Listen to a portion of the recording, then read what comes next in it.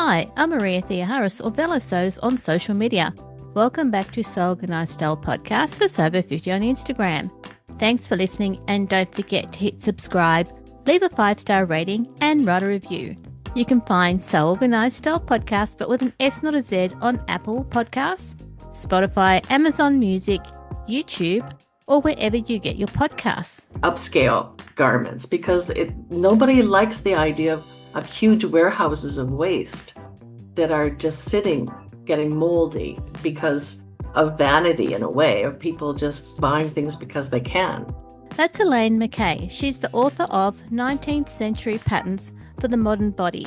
Now, this is a step-by-step guide, and thankfully for us, she's also included how to design your own blocks as well. Does Elaine's background sound interesting to you? Because she's gone from theatre tailor and cutter, and she's shifted her focus to historical dress, plus she lectures as well. On another topic, if you live in Australia and decide to purchase your own Mimi Queen custom dress form, I'll be your body scanner. Go to mimiqueens.com or contact me directly to book your Australian scanning session. A custom dress form is a tool you'll find in theatre production as well. Now, let's grab a cuppa to hear Elaine's story. It's good to meet you. It's good to see you. Lovely to meet you too, Elaine.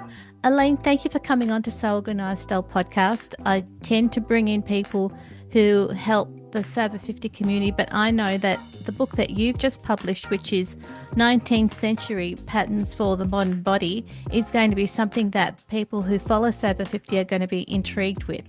So thank you. Thank you for asking me. That's lovely. I hope that they're intrigued.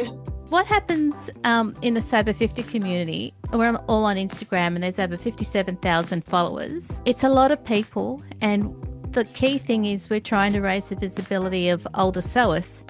And the reason being is that when it comes to buying clothes in the shops, it's really hard to find something that fits you. Yes, absolutely. Many of us end up sewing our own clothes. I'm sure that's probably why I started. Well, actually, that's probably not true. In my day, we all took home economics. Yeah. So we all learned how to sew. Yeah. So. But nowadays, you've got the younger generation who are coming through, and they're learning not from school, but from other sources, like online sources. So I was really pleased when your book came out, and I thought, yes, this has got some really decent stuff from someone who's got a lot of experience that they can delve into for no matter what sort of sewing they want to do. That's great. That's what I'm hoping. It was made, for a student in a way, but anybody should be able to pick it up. And I know there's lots of reenactors who will be able to use it. And I'm always surprised at how people don't know a lot about sewing, because it seems like second nature to a lot of us. Or not second nature. I think that's being, flippant. And I don't mean that. It's just something that I've known since I was 12. So it's hard to understand when people don't understand, things that are pretty common to me. There are a lot of people who started to look at fashion when the Rana Plaza collapsed in 2013, 2014. Mm-hmm. So, people who had to start asking, where are my clothes coming from? So the clothes that I buy, where is it coming from? Are the people who make those clothes, what sort of working conditions are they under? Paying a few dollars for something, what's the cost of that really? And then when COVID came, a lot of people started becoming more analog than digital. And by that, I mean, they started to do crafts such as sewing and knitting and crochet. Even colouring in was quite big at the time. I remember that. And I think COVID did a lot for me too. When people are starting to learn how to do these things, they take a lot more respect for it as well. And then suddenly the clothes that you buy at the store, they should be worth more somehow. They're not worth enough if you become at all, used to doing this sort of thing. If you can get anything for such a small amount of money, and you think of the time and energy that goes into that in terms of design, in terms of the pattern, in terms of the making, in terms of making the fabric, And it's unbelievable that things are as inexpensive as they are. I think you're right. I think a lot of people do question that and question what's it doing to my planet too. There's so much waste in fashion. And I think a lot of people are really struggling with that. And I think that's why a lot of people are starting to make their own things and to thrift things and upscale garments because nobody likes the idea of huge warehouses of waste that are just sitting, getting moldy because of vanity in a way, of people just buying things because they can. I think So it's a good thing. it is a good thing that people are starting to think about it. And your book, which is all about 19th century patterns, brings us to a time where that wasn't the case. Fashions that you've got in the book are from Canada, from museums in Canada, right? Yes. So that brings a whole lot of history into the book as well. Can you talk us through why you chose 19th century? I'm sure that there's a story behind how the idea germinated to get this book together. Absolutely. Germs kind of just start from someplace. For me, I started thinking about the book mostly during COVID because I was teaching at the time. And in my class, I was teaching a costume program with historic costume. Every year there was a different decade or a different year that we focused on, Right. which is something that you can do because very, very difficult when you have to do it online. And I thought, I can't do this. I can't do this online unless I start compiling a lot of information. There's nothing like my book out there. There's nothing that can help instructors teach this 19th century garments. There just isn't. I don't know why, but there isn't. We've all just done it from fashion, and in theater, people learn from each other. There's different theater schools or fashion schools that teach historical stuff, but very little in terms of literature. I started compiling everything, thinking I can't possibly teach this without it all being together. And then I thought, I can't teach this at all. I just decided not to do it. But I just kept compiling all the information because, as I said, there's very few resources out there. And that's how I started doing it, or why I started doing it. And I kind of thought, well, there's bound to be more people. As a teacher, I wasn't able to find the resources and so I thought, I'm not the only one who can't find them. So that's pretty much why I started looking at it. And I thought, yeah, after you've had as much experience as I have, it's time to kind of make sure that the next generation has that information because they're not getting it in the ways that I got it, in the ways that you might have got it. Tell us So about yeah, your that's experience, Elaine, because you've talked about you teach, you've talked about theatre, I about you. I've done a lot actually. I studied costume studies at university, and it was both modern and historical because it was connected to the theater school. So there was a lot of theater presentations, and they would be historical usually. And then I went directly to the Stratford Shakespearean Festival in Canada, in Stratford, Ontario, which is the largest or the most important Shakespearean festival in the country. And it was such a wonderful teaching and learning grounds. You would do all kinds of different periods. You would do some things, some Shakespearean periods, but also Edwardian or Victorian or even 20th century. We did shows in the 1930s or 1940s, totally depending on what the designer and the director, their vision of the production had to do with, whatever period they were doing. So there was a vast opportunity to learn different periods, Mm. which I loved because I loved doing the research. You know what's interesting? When you start cutting, I was sewing at the time mostly, Yep. but when you start cutting, you have a lot more questions that you don't realize you have. So I would go through old journals or tailoring manuals and not being able to understand really half of what they were saying because of course they were teaching people who already knew how to tailor. So they were leaving out all the basic information. I just loved all of that research. So I spent a lot of years sewing, but then when in cutting, I was doing tailoring, mostly tailoring, and then I did women's clothing after that. I think I just needed a little bit of a boost, so I thought I'd go back to school again because I kind of wanted to get a master's. I don't know why, but I had a desire to get my master's. So I went back to the program that I went to at Dalhousie University, and they had an extended program where you could choose either historic or film or design. You could, concentrate on one thing, and I chose historical. And I was able to have an internship at the Victoria and Albert Museum, which was Wow. absolutely astounding to me. And it's still, I think of my as my career highlight. It was I was an intern, so you're not getting paid, but it was a wonderful, wonderful experience. And I was able to work with, priceless historic pieces, and that was pretty darn exciting, and you don't come down from that, really. And after that, I worked in museums. I did design in museums for about 10 years, and more recently, I've taught at the university at Dalhousie University where I studied. And now I do film work or TV work mostly.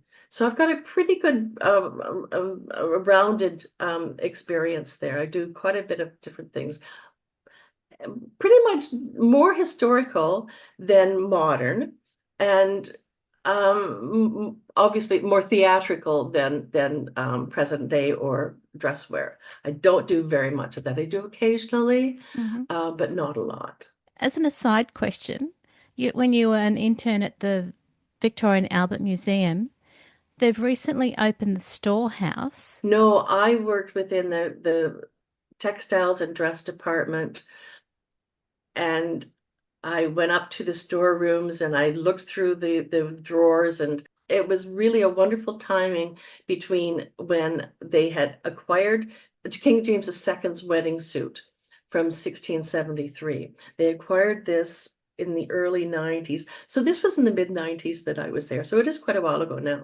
And they were going to display it between the time that they had acquired it, done all the conservation work, and they were going to preparing to display it.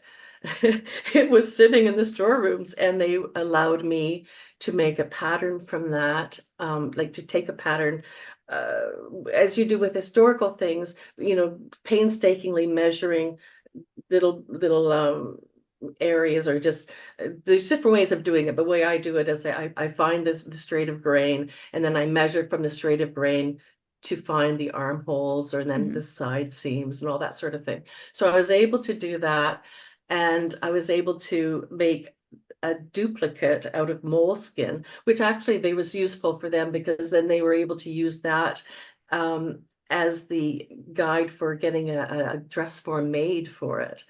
But I have to say this, as an intern, I really had a wonderful opportunity. The people who were working there didn't necessarily have the fun that I had. They were, doing busy work. I suppose they were writing articles, and they were checking for rodents or infestations, and, Oh, yeah. that sort of Yeah. regular housekeeping work that you have to do in a museum. And I was able to do this amazing research on these historical garments.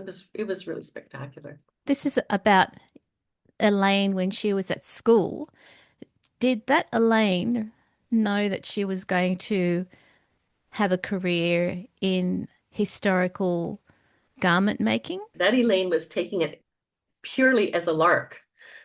I thought I, I had done a few things at the local theater in London, Ontario, and I thought, oh, this is fun. So I went to Halifax and studied this, honestly, purely because I thought was fun. Yeah. And it just clicked, and I couldn't quite get away from it. So I just kept finding more and more things to look into and to enjoy. So no, I had no idea. I had no idea how to have a career at all. But I'm glad I did. It's been a terrific career. Really interesting. So with all of your And studying and all of the places that you've worked at, if people are interested, can they find you online at all? No, I don't have a website Okay. at all. I've thought about opening one up, but I just don't. I haven't done it yet. Maybe I will. Okay. I'll tell you one thing. Students now, people now are wonderful. They take pictures of their process and they take pictures of their finished garments and they really process. I didn't do any of that because we were just working. You do one and then you do the next and then you do the next and then you're glad that this season's over. But I don't think I have the resource. I don't have the pictures that I would need. If you're talking the 90s, we didn't have the technology to be able to do that the way that we No. do it now. No, Yeah. not at all. And I do now. And it's such a common thing now. But even for me now to take pictures of my work, I do occasionally, but it, not nearly like the way other people do, people who are used to doing it all the time. You're so into the process that to then think, oh, Absolutely. it just interrupts that flow of work. Yeah. It does for me. And for me also, it's probably the way my brain works, but I have a process. I have a series of things that have to be done before the next thing is done. Mm. And that's what's important to me. Um, like each step, I don't know, it feels strange to stop it in the middle. Mm. But Yeah. but having said that, I started to do a little garment for one of my half scales the other day, and I put something on the stand and I thought, oh, that's wonderful. I have to take a picture of that. It wasn't spectacular at all. So, maybe that'll change. Okay. I just thought I'd ask. But another thing that's been really special for me in Canada is that I've been able to go across the country working in theaters. And that is another thing that it's you go to Banff for 6 weeks. I mean, how can you not want that? So that's been really exciting too. In the book, all of the images, so chapters 3 to 10, I think it was, you've got images of various periods in the 19th century. All of those photos, are they all from museums in Canada? Yes, they are. When I first started working on this as a book, I started thinking, well, where am I going to get these images? Because I always had this idea of having an image that we work from. In theater, you use the designer's sketch and you always work from that. Very few people actually get to look at historical garments. Like that doesn't really happen. And at first I wondered about, well, would anybody be interested if they're Canadian? And then I thought, that's who I am. I'm Canadian. I work in Canada. All of the information I have is from Canada. Yeah, it just made sense to me. And I thought, I know that I would be interested in garments from Sydney. So why wouldn't I be interested? Anybody else be interested in them? Also, these were places that I worked as well. Most of the garments are from a museum in Kingston, Ontario, that's associated with Queen's University. It's the Agnes Etherington Art Center. It's a collection of Canadian dress. I had an internship there, which is another thing that I did, which was really exciting. I forgot to mention, but I had an internship there. A couple of years prior to that, I had been able to do an exhibition there. So I was very familiar with their garments, and Kingston's and well, in Canadian terms, it's an old city. It was a city that was kind of important in the colonization aspect of it, because there was a regiment there, and it was the capital for a while, or it was going to be the capital for a while. So it's kind of a big place, an important place. And there were a lot of garments that were just kind of there in attics. In the 30s, 40s, started to donate these gorgeous pieces to the local theater, which is the basis of this costume collection. Some of them that had been donated to the theater, then the people thought these are too good to just use on the stage. Some of them were used on stage, but it was a good basis. But because it was an historical place that had, upper class parties, that sort of thing, regimental parties, people did dress and then people did keep their things. So it was quite a special place for us. So a lot of those things came from that museum. A couple came from just a couple of other museums, one other museum that I worked with, and another one that I didn't work there, but I knew about it, yes. So it was a lovely connection for me personally. I felt like I was revisiting things that were already kind of good friends of mine, so that was nice. So you could bring all your friends together in one book. Bring them all together. And in truth, uh, I do have another book that's called The Silhouette of Fashion, or Beyond the Silhouette. Sorry, Beyond the Silhouette. Uh, the Women of Kingston, and can't remember the full title, but it is the catalog from that exhibit. And most of the garments that I spoke about in this book were also in that other book. Not all of them, but good chunk. And from looking at the various eras, it seemed to be really clear that up until, say, the 1850s, there was a lot more ease in a bodice. And then after that, the amount of ease in a bodice was a whole lot less. I did a lot of reading of what you'd written, and I was, That's really interesting.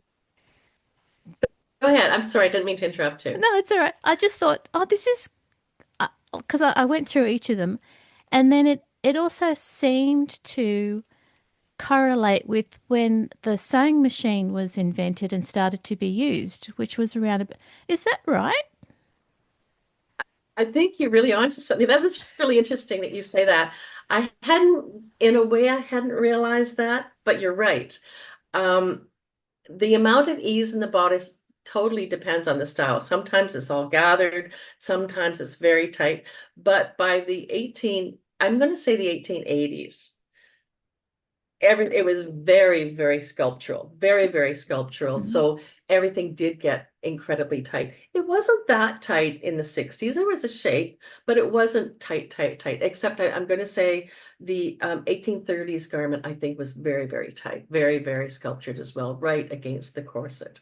But yes, no, you're absolutely right. The other thing that you said about the sewing machine was um, transformational. It was so important because all of a sudden, straight seams were easy peasy. They took no time at all. They had sewing machines that would, stitch like 3,000 stitches per minute, which no hand can do.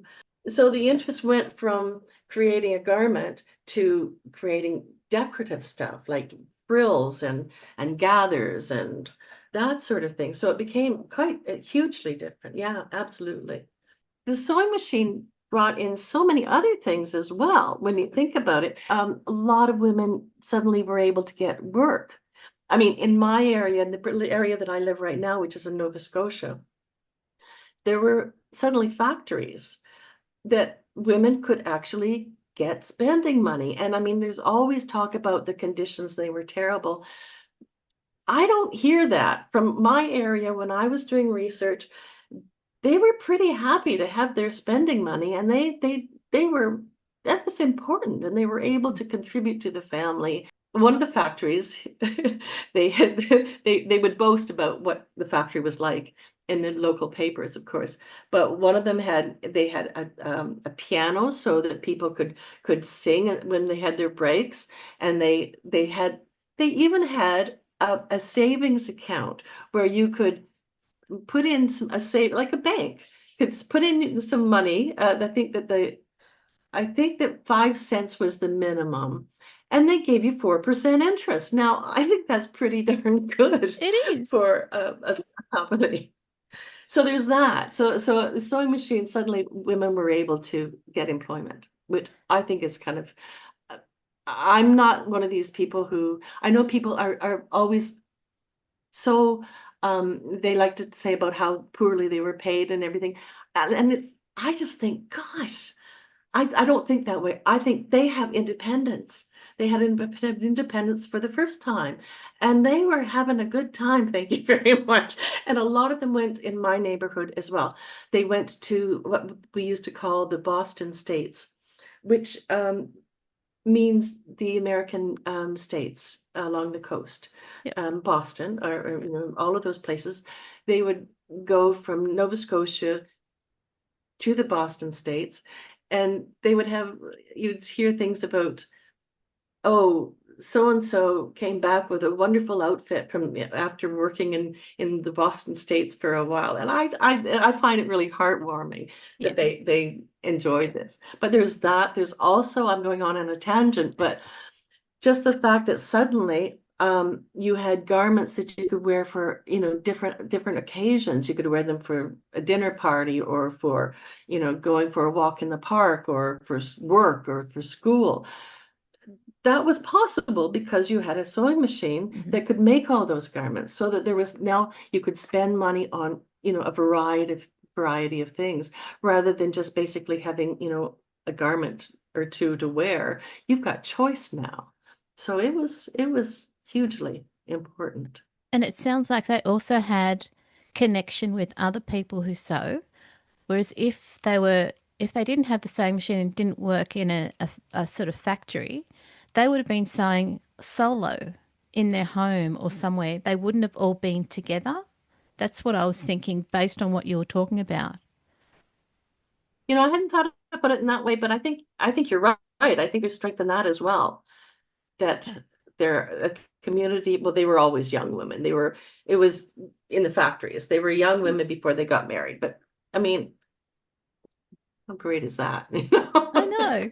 Anyway, I think that's kind of great. And if it wasn't those people, there are also people who are itinerant dressmakers who would, go from a town to town, basically, in Mm. Canada anyway. I don't know, I couldn't speak for other places, but they would go from town to town and basically, stay there for, I don't know, a few weeks, a month, and do all the garments for a certain house. And they would live in this house until they were doing the garments, which I'm not saying very clearly, but it was a job. It was somebody's profession. So I thought, and also obviously it made just a person used to just sew in the home, it made their life easier as well, because Mm. again, straight stitches were suddenly, they were just easy peasy. Mm. Love it. Because we're talking about garments that were in Canada and you've got the British and the French influence, could you see that in evidence in the garments or not? I wouldn't say so, certainly not in the 19th century. Okay. In the 18th century, I think they probably would. Yes, I'm pretty sure there would be. But by the 19th century, not so much. I think fashion was certainly dictated by images, by, sketches, that sort of thing that Yeah. were in magazines, Mm. but they could be from Paris and then reprinted in Boston, or they were reprinted a lot. Also by the 19th century, magazines like Godey's Lady's Book or Peterson's from the States were very popular here too. Okay. So not so much then. All right. Well, thank you.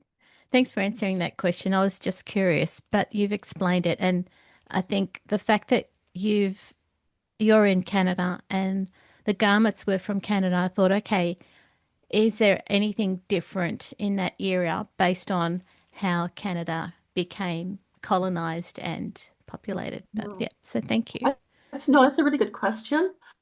I would say you're probably right. There probably is more of an influence, because a lot of these are from Kingston, as I said, Yep.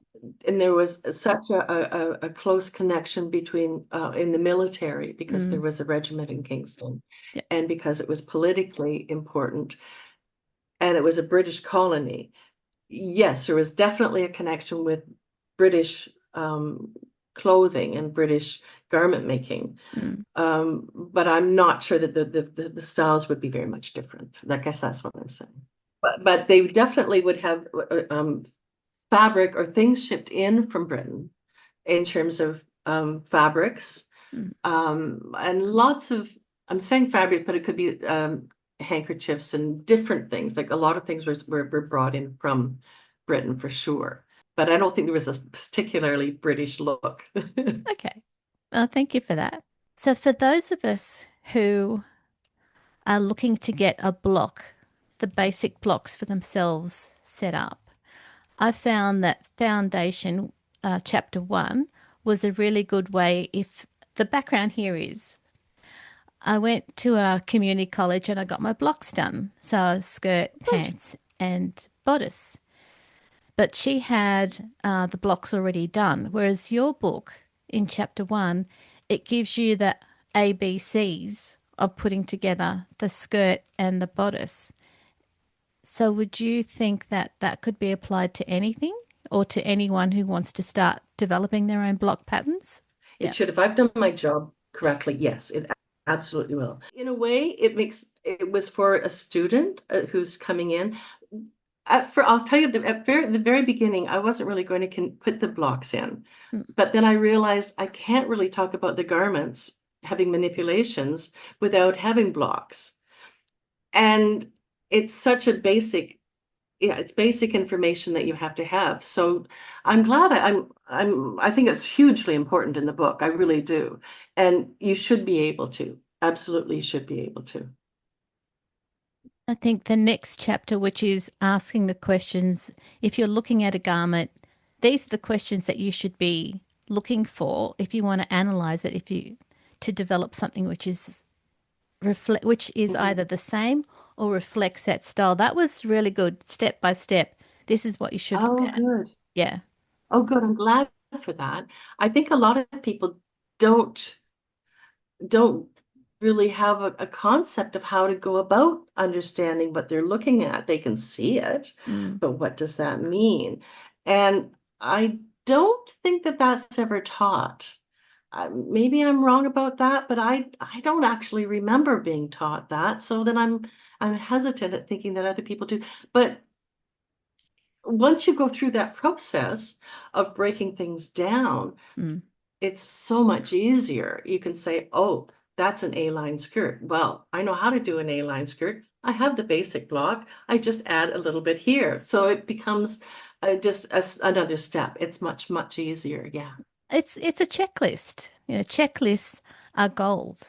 What advice would you give sewers who want to create an adaptation of 19th century fashion? So, what are the three things you would tell them? I'll tell you my answer first, and then I'll find out Okay. if it's the answer to your question or not. I think if you're interested in doing modern garments, and you are interested in the 19th century look, I would probably pick maybe three things. I would look at a collar, I would look at a sleeve, I would look also at cartridge pleating, Oh, which yeah. is a really beautiful way of gathering that I don't think people do now. I think you could really enjoy that. So I would, if I was thinking about using a 19th century reference for a modern garment, I would look at specific pieces, parts of the garment. I wouldn't do a silhouette thing at all because nobody wants to wear a 19th century garment without a corset. And no, it's just not reasonable. Maybe it is. Maybe I'm wrong. Maybe I'm totally wrong. Maybe I could say you could put a bustle on the back of your skirt and it would be fabulous.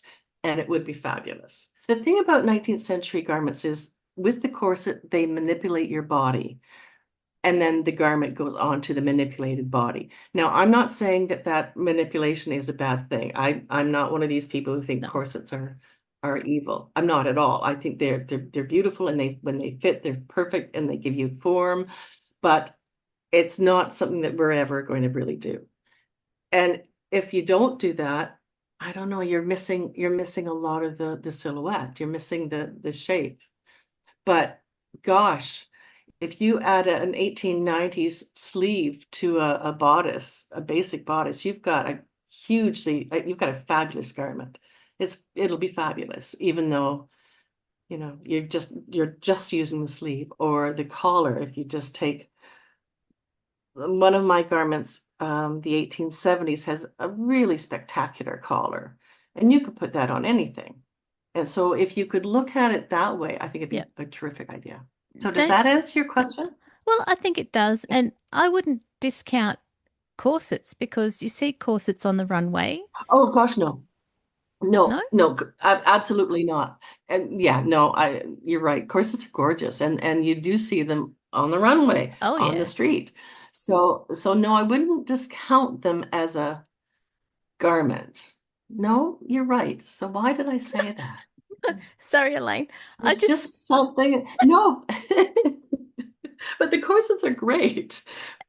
uh, But and look, you're right about okay, just pick a collar, just pick a sleeve, because if you look at, what's happened in the last couple of seasons in ready to wear, big sleeves, puffy sleeves, yep, sleeves with yep, shirring. I mean, yep. that's what you've got in your book. I'm gonna move this. Yep, exactly. And we did that for a show, not a theater show, but not too long ago, they were doing a drag show, and one of the drag artists had a beautiful vest, Yeah. but it seemed small compared to these gowns that other people were wearing. Mm. So we added a huge, fabulous 90s sleeve, and it was great. It was great. There you go. But that's what it was. Yeah. In my book, I don't have any corsets. So had I studied how to, do corsets, maybe I would have said that. So That's too hard. you've got two books that you've published. So this one, which is the 19th century patterns for the modern body, and the previous one that you mentioned. Is there another book in the Yes. pipeline? I haven't started it, but I wouldn't say no. This was a huge job, It was so much, much bigger than I anticipated it was going to be, which I guess is the way it always is, isn't it? And I compare it to climbing a mountain, which I don't do, but I have had some experience climbing, mountains in a way. But there's always false summits. You think all I have to do is this, and I'm at the top. And you get to that top of that summit, and you look out, and you're nowhere close to that. You're just at the top of that summit. You Mm. have to go to the next summit. So there's all these false summits, like through the whole process. Yeah. And that's what it was like. But it was pretty exciting too. It was really exciting to do. I don't know, maybe. I'm thrilled that you got the book. I have to say, I'm thrilled that you did. I'm thrilled that you read it, and that's exciting. So I'm happy that I've done it, and I'm happy with the pictures, and I'm glad. I hope it opens up a little bit of conversation about the ability of us to make our own garments from our own bodies. I hadn't mentioned that before, but there's something I think really important about that. Hmm. I I think it was important for me to be able to do something for myself on myself rather than buy a pattern. Buying a pattern's fine. There's nothing wrong with it. I don't have a problem with it. But I always felt like I was lost with the pattern. I always felt like it didn't know who I was somehow. I would make a garment and put it on, and it would be fine. They don't know where my waist is. Like they probably did. But there's something about doing your own garment for yourself, or being able to do it for somebody else without without that middleman sort of thing of buying a pattern, Mm. which I think is really valuable, especially for people who are wanting to learn how to sew and to sew in for themselves and create less waste. It just makes sense to be able to if they did it in the 19 or the in 1830s or whenever, they certainly didn't have a lot of patterns at that time. They just knew how to make patterns from their old garments or from draping a garment or fabric on a person. They were smart people. They're not smarter than we are, but Mm. they were smart, and they had it in their grips. They had it in their hands that they could do these things, that they could create these things Mm. from themselves, from what they had at hand. And I think there's something really valuable about that. Elaine, you're right That's about, if you buy a pattern, it's not about you because they've picked a particular fit model and that's who they've designed for. They've not designed Mhm. for you and me, and it's up to us No. to then go, okay, where do I start? I start with my body. And Yeah, yeah. and a lot of people then alter the pattern. So they buy a pattern and then they learn how to alter it. Well, why not learn how to do it from the beginning?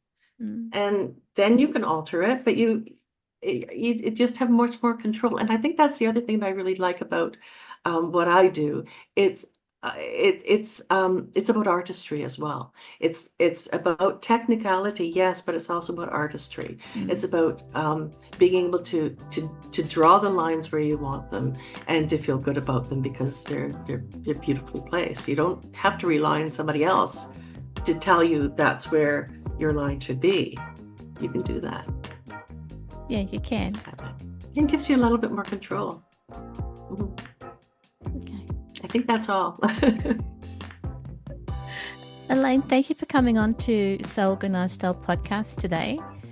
I know that you weren't too so sure. very welcome. Oh, I know that when we first emailed each other, you weren't sure about how the book would be received, or yeah. Well, I just thought because there's not very much sewing in the book.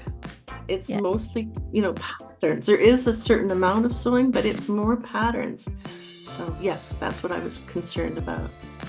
Well, there are a number of independent pattern companies that have flourished. The larger pattern provider has gone through a lot of changes. And I think that the fact that you've documented and pulled together the information to be able to design your own blocks and take it from there is invaluable. So that's why I thought that your book, I know it's about 19th century patterns, but you've collected all the basics that we need. So thank you.